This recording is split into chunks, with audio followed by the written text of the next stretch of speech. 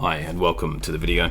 In the previous video we looked at creating our Active Directory user accounts and populating our AD with multiple users.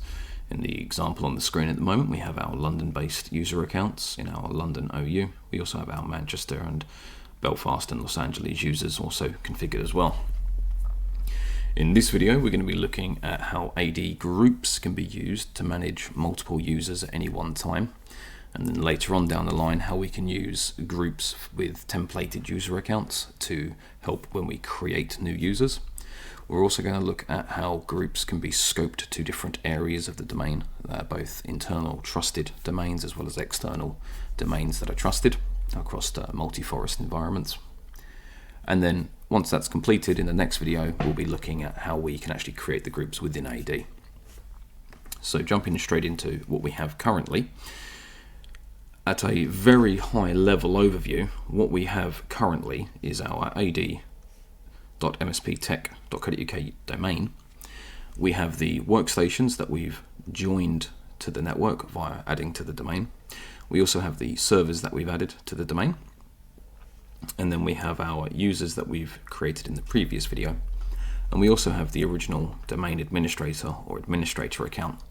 That was the initial user that we used initially. This is very much an oversimplification of what an Active Directory structure looks like, as we're only looking at the individual objects currently.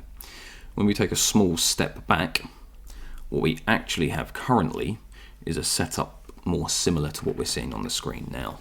So once again, we have the ad.msptech.co.uk domain, but then we have a group called domain computers. And within that group are not only the servers that we've added, but also the workstations that we've added to the domain also. On the other side of the diagram, what we see is we have the group domain users, and this is a default group that's within the network or within the domain. And within that, we have our users that we've created, and we also have the domain administrator account as well. Slightly above, or not slightly above, but another relevant permission that we have is the domain admins group.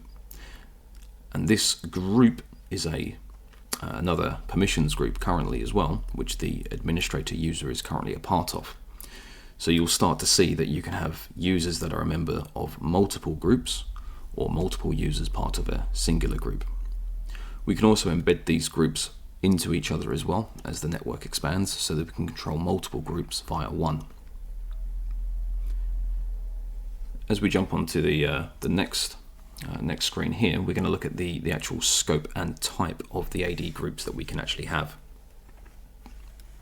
So within any domain, when you initially start to create the groups, you'll be given two options. One will be the group scope and the other will be the group type.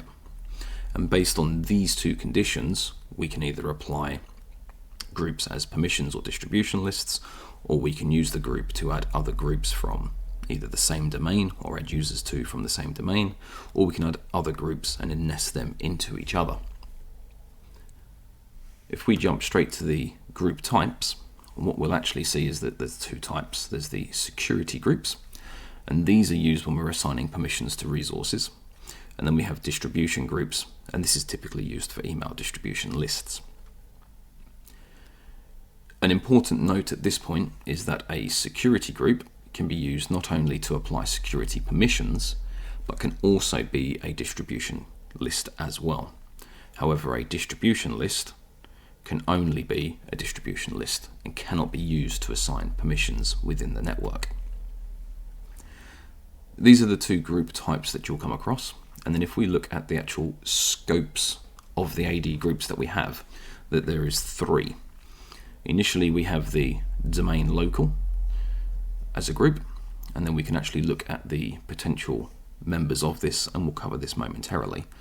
But effectively a domain local group can have a particular type of user or groups added to it.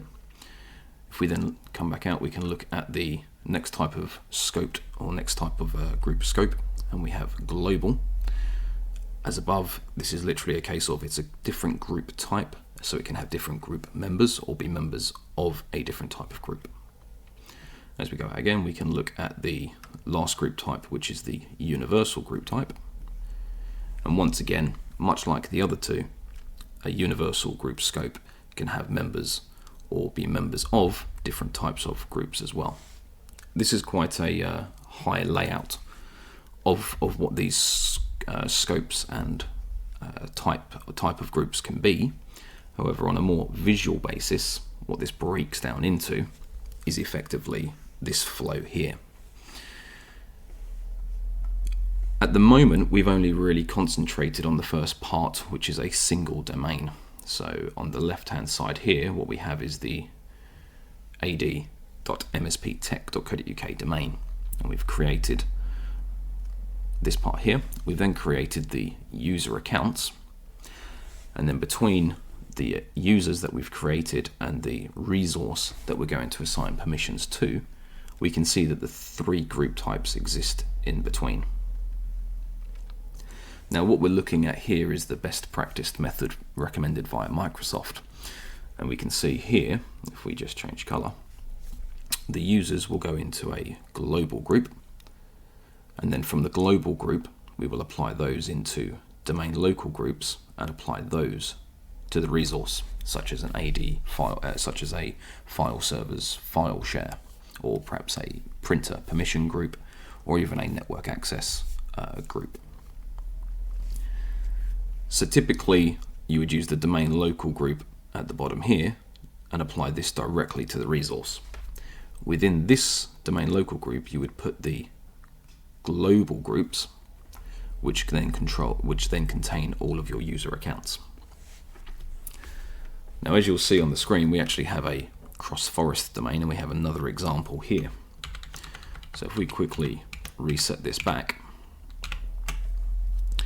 what this is indicating here is that if the network was to expand across more than just the ad.msptech.co.uk domain, and we were to either buy another company out, or perhaps another company was to buy us out, they may have a different domain. And in this case, we have the ad.example.co.uk. Now, because the user accounts in each independent Active Directory are not necessarily created across the domain or not shared between the two, we can use groups to assign the permissions when a trust is established. And that's where the universal groups come into play. What we would do in this situation is a user of the adexample.co.uk domain would be put into a global group. The global group would then be a member of a universal group, and then the universal group is where we would then, across the forest, assign to the permissions on the other side of the network, or the other forest. And the same works in reverse as well.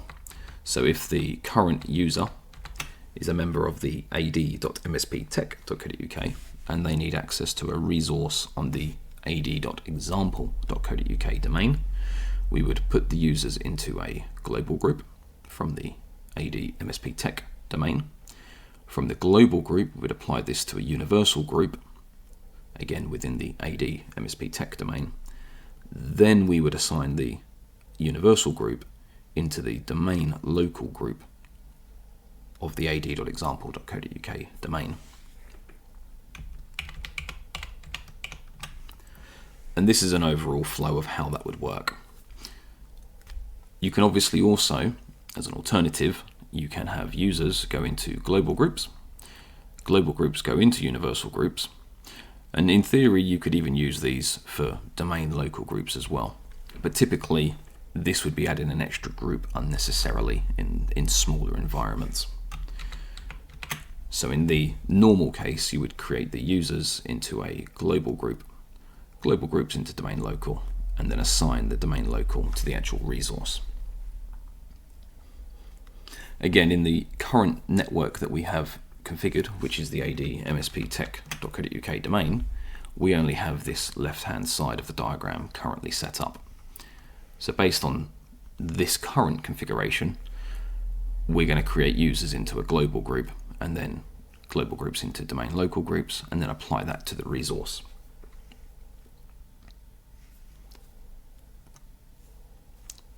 Once a network has started to be built out, what we'll actually see is members of groups and groups similar to what we're seeing on the screen now. So in the first instance, although we're not going to touch on the email distribution groups in this particular video, we will give a high-level example. A good example for this would be the all staff group. So if we want to send an email to all staff within the organization, we can have one group, and we could apply all users to the singular group. However, by using additional groups, we can then have smaller regional locations also. So if we start from the end, what this looks like is if we take all LAX Los Angeles as a distribution list, so that would be all-LAX-Los Angeles at msptech.co.uk, we could put all of our geographically based Los Angeles users within this group. And then if we wish to email all of those users for example, there's a work being performed on the building, which means the building will be closed over a weekend, we could send just to this singular group and all the Los Angeles staff would be aware. We could do the same in this case for London and for Manchester. And now because we have two groups, we can put both of these groups into the country. And you'll see this is very similarly laid out to how we done the naming conventions as well as the IP addressing. And it just helps with a clear logical setup. So if the United Kingdom has a bank holiday weekend or extended weekend off, we could email the all GB United Kingdom distribution group, which would then forward on to the individual locations and then forward to the individual users. It doesn't actually work via forwarding, but they're members of the group. So for the example, that will stand. We then go a stage further back and we can say, well, actually, we want to email all of the EMEA locations. And there might be a reason for this. There might be staff conferences or similar. So by putting the all GB United Kingdom, the all FR France, all DE Germany, we have Italy, Norway also within the EMEA group, when we email the all EMEA distribution list, that will then be sent onto these additional groups within them. And then as with the GB United Kingdom, this would go on to the localized singular site groups and then onto the users that are within that group. And then finally, we take the final stage back to the all staff group. And at this point here, we can see that when we email all staff, what we're actually doing is emailing all staff at msptech.co.uk. That will go to all of the geographical regions across the globe, and then that breaks down to the smaller countries, and then into the singular sites, and then finally onto the users.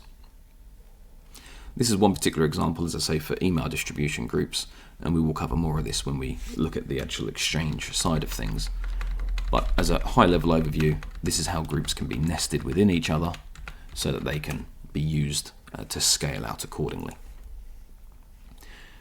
If we actually take a look at the security permissions that we can set up within a network, what we'll actually see here is, we'll take the example here for server shares, and our server shares can be split into multiple different areas, but we'll take departments to start with.